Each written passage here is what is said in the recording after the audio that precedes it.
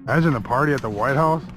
All the victory people, past and present, like F-16 fighter plane order. I should put the papers just for fun.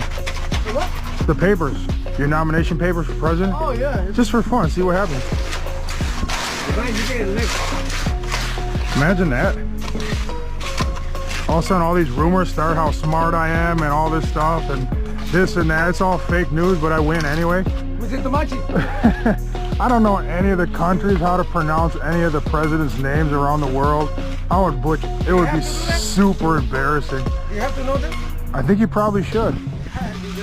Yeah, because you like meet them and talk to them and stuff. And then I send, and then for the really important meetings, for the really important world leader readings with like Russia, I send Vice President